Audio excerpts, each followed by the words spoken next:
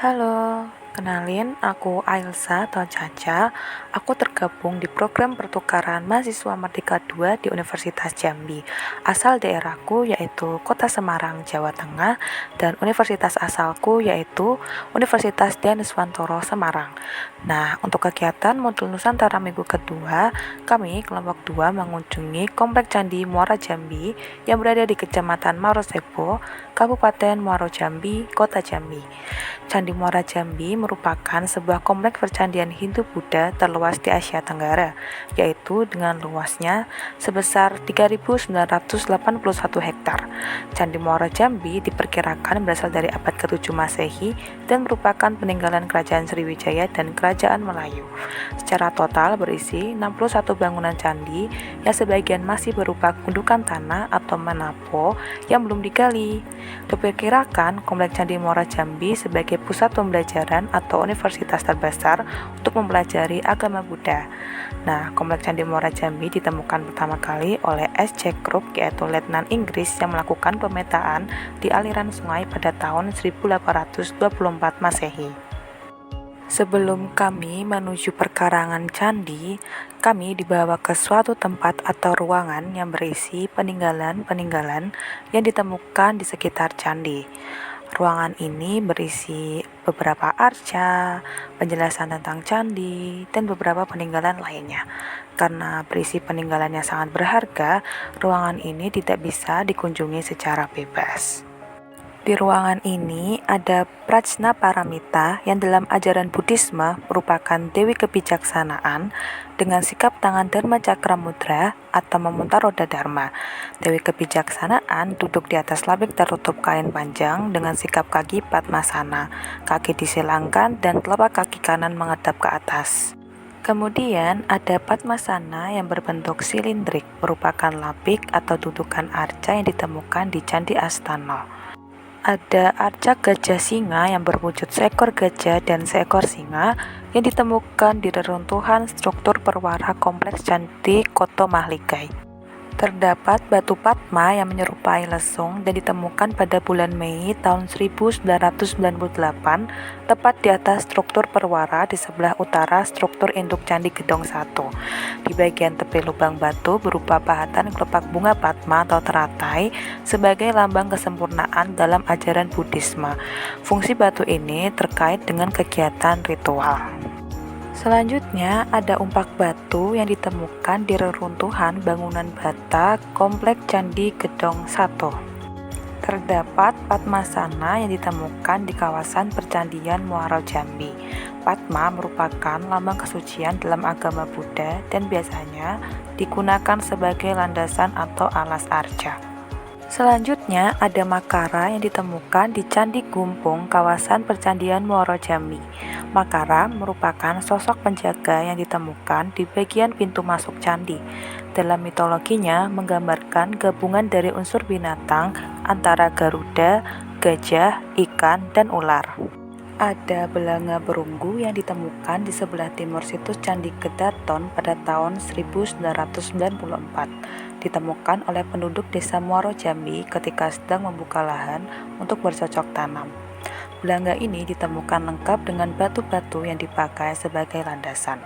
Berdasarkan bahan dan teknik pembuatannya, diperkirakan belanga ini dibuat sekitar abad ke-9 hingga 13 Masehi. Selanjutnya ada dua rapala yang ditemukan di depan gapura Candi Gedong 2 pada bulan April tahun 2002. Ditemukan ketika para arkeolog sedang melakukan penelitian guna pekerjaan pemugaran reruntuhan struktur gapura Candi Gedong 2. Secara umum, dua rapala diletakkan di kanan kiri gerbang menuju bangunan candi. Dua rapala dalam ajarannya disebut penjaga yang menjaga pengaruh buruk yang ada di semesta.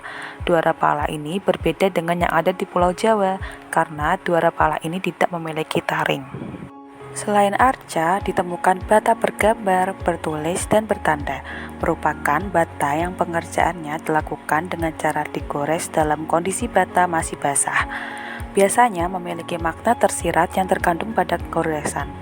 Koleksi bata bergambar yang ditemukan pada umumnya berupa gambar rumah dengan berbagai variasi dan gambar senjata, sedangkan batu bertulis berupa goresan yang dijumpai pada permukaan bata atau salah satu sisi tebal bata dengan berbagai huruf.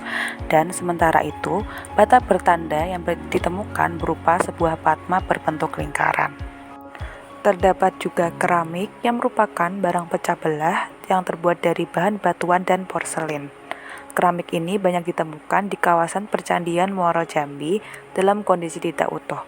Bentuk yang ditemukan cukup bervariatif, seperti berbentuk guci, piring, mangkuk, botol, kendi, pasu, tutup cepuk, dan figuran binatang.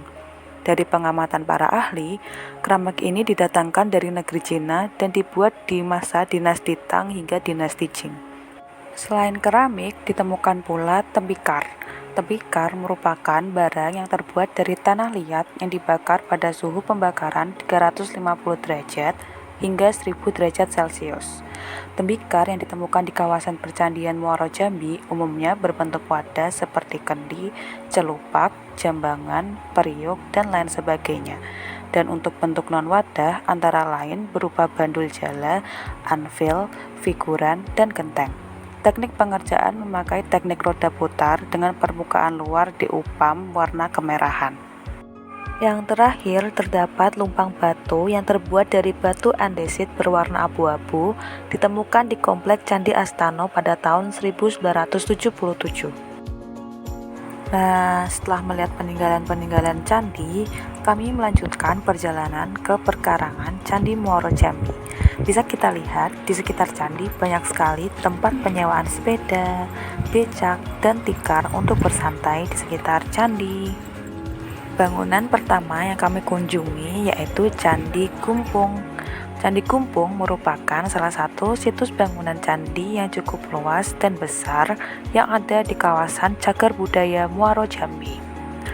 Bisa terlihat Candi Gumpung yang berada di tengah-tengah rumput hijau yang dikelilingi pagar bata yang sudah tidak utuh lagi. Di sini, tour guide kami yaitu Kak Senja dan Kak Erik menjelaskan tentang Candi Gumpung secara rinci, dan kami mengetahui jika kami tidak dianjurkan untuk naik ke atas pondasi candi maupun pagar, karena itu bisa menyebabkan pondasi candi turun. Setelah Candi Gumpung, kami menuju Candi Tinggi yang terletak tak jauh dari Candi Gumpung. Candi ini terlihat tinggi seperti namanya. Kami tidak dianjurkan menaiki candi. Setelah puas berkeliling kedua bangunan candi, kami makan siang bersama dengan menikmati pemandangan kolam Telagorajo. Setelah keluar dari perkomplekan Candi Muaro Jambi, kami mengunjungi bangunan candi ketiga, yaitu Candi Kedaton. Candi Kedaton terletak tidak jauh dari Candi Muaro Jambi, tetapi Candi Kedaton tidak ramai seperti Candi Muaro Jambi yang ramai oleh pengunjung. Candi Kedaton tertutup dan tidak sembarang orang yang diperbolehkan masuk ke dalam candi. Tetapi alhamdulillahnya kelompok kami diizinkan untuk masuk sebentar dan berkeliling di sekitar Candi Kedaton. Terlihat jelas bahwa Candi Kedaton sangat luas dan banyak pohon rimbun. Kami sempat berfoto di gapura depan candi, berkeliling, dan akhirnya pulang ke Rusunawa. Oh iya, Candi Kedaton ini sempat dikunjungi oleh Presiden Joko Widodo beberapa bulan sebelum kami. Ada satu hal yang ingin saya ceritakan, yaitu ada satu kejadian yang tidak bisa kami lupakan dari Candi Kedaton ini. Saat kami sedang berfoto membelakangi candi, tiba-tiba ada ular yang jatuh dari atas pohon. Hal itu yang membuat kami ingin segera meninggalkan candi. Terlepas dari hal mengejutkan tadi, kami tidak menyesal pernah mengunjungi 3 bangunan candi di kawasan Muaro Jambi ini. Banyak sekali ilmu yang kami dapatkan dari berkeliling di Candi Muaro Jambi. Banyak hal yang ingin saya sumbangkan sebagai kontribusi saya, yaitu mahasiswa jurusan Teknik Informatika untuk Komplek Candi Muaro Jambi. Yaitu saya ingin membuat informasi tentang candi ataupun peninggalan candi secara digital agar memudahkan pengunjung ketika berkunjung ke Candi Muaro Jambi. Selain itu, pengalaman dari kunjungan kami ke Candi Muaro Jambi menjadi pelajaran yang paling menyenangkan dan berharga untuk kami ke depannya. Terima kasih sudah menonton. See you next video. Bye bye.